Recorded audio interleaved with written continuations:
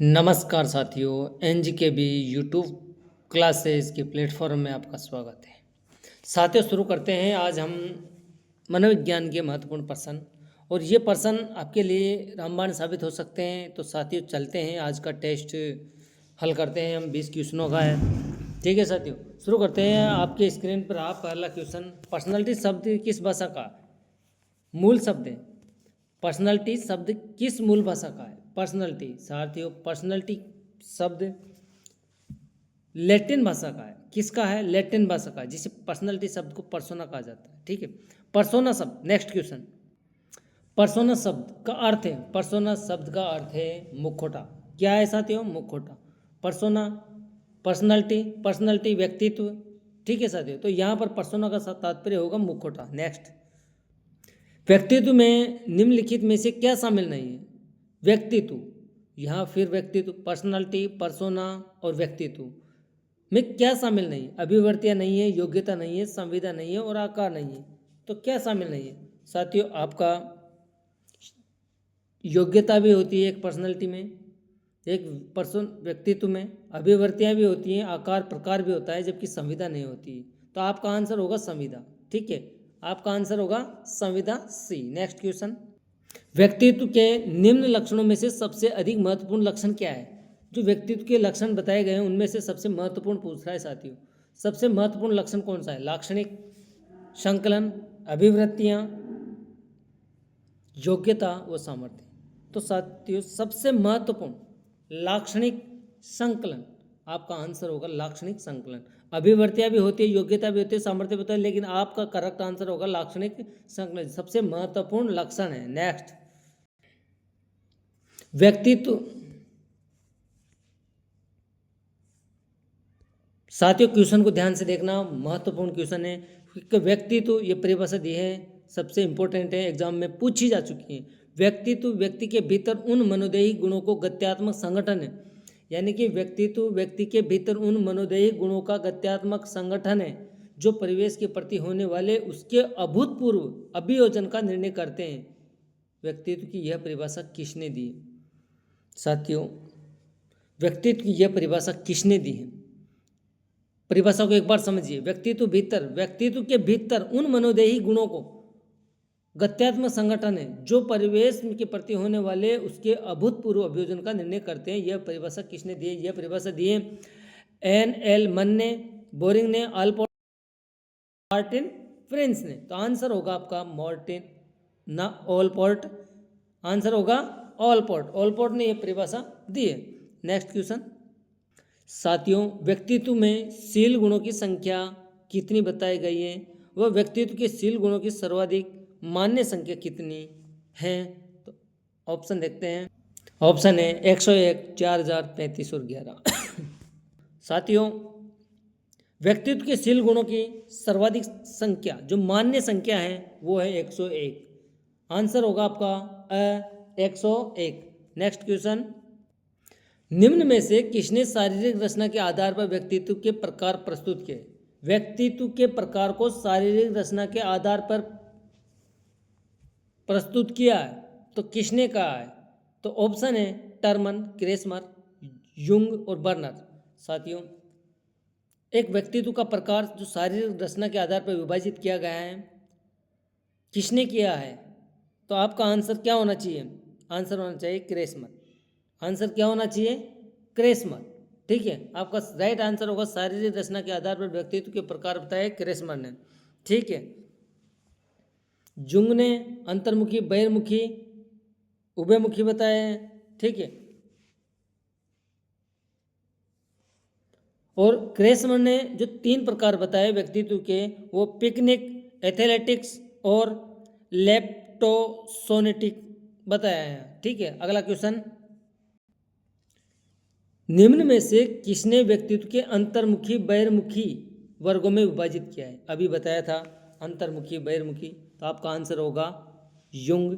Jung ने व्यक्तित्व के अंतर्मुखी, बहिर्मुखी और उभयमुखी 3 प्रकार बताए हैं। ठीक है, अगला प्रश्न, शेक्सपियर के नाटक the merchant of Venice, Shakespeare बहुत बड़े विद्वान हैं जिनका नाटक था द मर्चेंट ऑफ वेनिस, उन्होंने लिखा है, के नायक प्रिंस ऑफ बारगंडी का व्यक्तित्व बताया गया। शेक्सपियर ने अपने नाटक द मर्चेंट ऑफ वेनिस में जो उस नाटक लिखा था उसमें प्रिंस ऑफ बरगंडी उसका नायक था, प्रिंस ऑफ बरगंडी के व्यक्तित्व को किस तरीके का बताया? तो क्या बताया साथियों? सेगुइन, प्लेगमेटिक, कोलरिड और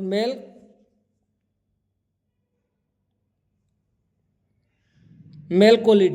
तो आंसर होगा साथियों सेगुइन। आंसर क्या होगा? शेगुइन। ठीक है, नेक्स्ट क्वेश्चन। व्यक्ति की रुचि के आधार पर व्यक्तित्व को विभाजित किया गया है। रुचि के आधार पर, पहले रचना के आधार पर परिभाषित किसने किया था? किसने किया था साथियों रचना के आधार पर? अभी पीछे क्वेश्चन पढ़ा है, रचना के आधार पर क्रेसमर ने किया है। तो यहाँ पर पूछ रहा है रुचि के आधार पर व्यक्ति को विभाजित किया है, किसने किया है? फ्राइड ने, स्प्रेगनर ने, आल्पोर्ट ने और युंग ने। तो आंसर होगा आपका स्प्रेंगर। स्प्रेंगर ने रुचि के आधार पर व्यक्तित्व को विभाजित किया है। अगला क्वेश्चन। व्यापारी, खिलाड़ी, राजनेता, अभिनेता निम्न में से किस व्यक्तित्व प्रारूप में होते हैं? व्यापारी, खिलाड़ी, राजनेता, अभिनेता निम्न में से किस व्यक्तित्व प्रारूप में हो? अंतर्मुखी, बहिर्मुखी, उभयमुखी, कोई नहीं। साथियों व्यापारी, खिलाड़ी, राजनेता, अभिनेता ये सब होते हैं बहिर्मुखी। बहिर्मुखी वाले व्यक्ति खिलाड़ी होते हैं, अक्सर व्यापारी होते हैं, राजनेता होते हैं और अभिनेता होते हैं। अब नेक्स्ट क्वेश्चन पढ़ते हैं। वैज्ञानिक, दार्शनिक, कवि, कलाकार किस प्रकार के व्यक्तित्व वाले होते हैं? मोस्ट इंपॉर्टेंट क्वेश्चन है साथियों दोनों। वैज्ञानिक, दार्शनिक, कवि, कलाकार किस व्यक्तित्व वाले प्रारूप में आते हैं? अंतर्मुखी, बहिर्मुखी, उभयमुखी और कोई नहीं। तो यहाँ पर आंसर होगा अंतर्मुखी। वैज्ञानिक, दार्शनिक, कवि, कलाकार अंतर्मुखी वाले होते हैं, बहिर्मुखी वाले होते हैं व्यापारी, खिलाड़ी, राजनेता, अभिनेता आदि। ठीक है, नेक्स्ट अगला क्वेश्चन शुरू करते हैं साथियों। आशावादी व्यक्ति में निम्नलिखित में से किस अधिकता होती है? यानी किसकी अधिकता होती है? आशावादी व्यक्ति में निम्नलिखित में से किसकी अधिकता होती है? रक्त की, पित्त की, कफ की, शानुद्रव्य की। तो किसकी ज़्यादा होती है? आशावादी व्यक्ति होता है रक्त वाला होता है, पित्त वाला, कफ वाला या शानु। तो यहाँ पर पित्त वाला, रक्त वाला आपका आंसर होगा रक्त वाला। ठीक है, नेक्स्ट क्वेश्चन। चिड़चिड़ा व्यक्ति में निम्न में से किसकी अधिकता होती है? तो चिड़चिड़ा वाला व्यक्ति भी पित्त वाला होता है साथियों। चिड़चिड़ा व्यक्ति हमेशा पित्त की अधिकता पाई जाती है। ठीक है, आपका आंसर ए होगा। अगला क्वेश्चन।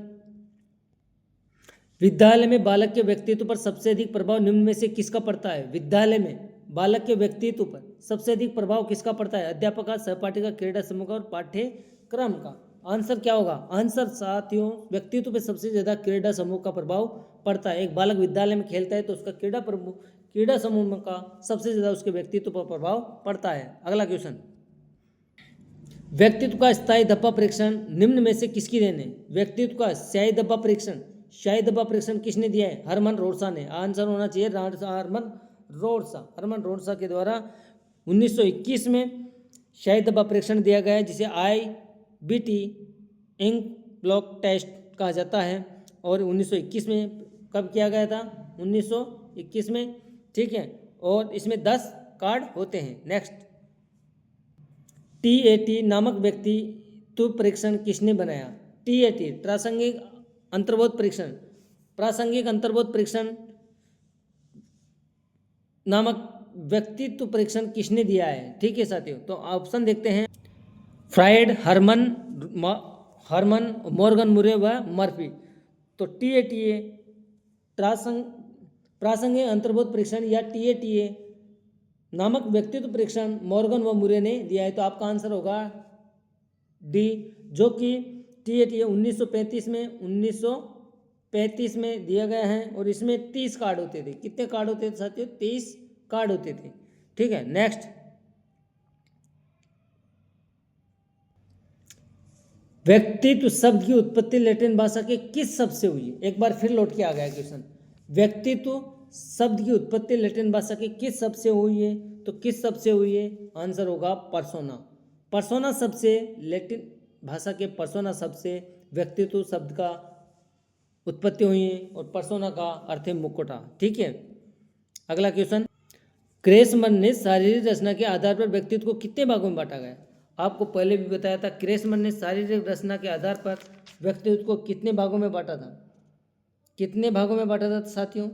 3 भागों में बांटा गया। 3 भागों में कौन कौन सा बांटा था? पिकनिक, एथलेटिक्स और लेप्टोसोमेटिक। एथलेटिक्स, लेप्टोसोमेटिक और पिकनिक, 3 भागों में बांटा था क्रेसमन ने अपने व्यक्तित्व में। तो आप नेक्स्ट क्वेश्चन, आज का लास्ट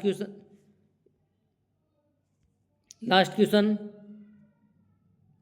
एडोमॉर्फिक, मेसोमॉर्फिक, एक्टोमॉर्फिक के रूप में व्यक्तित्व का वर्गीकरण किसने किया है? साथियों, एडोमॉर्फिक, मेसोमॉर्फिक और एक्टोमॉर्फिक रूप से व्यक्तित्व का वर्गीकरण जो शारीरिक रचना के आधार पे, कौन सी रचना पे? शारीरिक रचना के आधार पे किया गया था। ठीक है, और ये किसने किया गया था? ये किया गया था शेल्डन ने। शेल्डन ने व्यक्तित्व को 3 भागों में बांटा। कौन कौन से? एडोमॉर्फिक, मेसोमॉर्फिक, एक्टोमॉर्फिक। व्यक्तित्व को 3 भागों में बांटा शेल्डन ने, एडोमॉर्फिक, मेसोमॉर्फिक, एक्टोमॉर्फिक। किसके आधार पर? शारीरिक रचना के आधार पर। तो साथियों, आज की क्लास कैसी रही? अच्छी लगी हो तो लाइक करना, सब्सक्राइबर करना।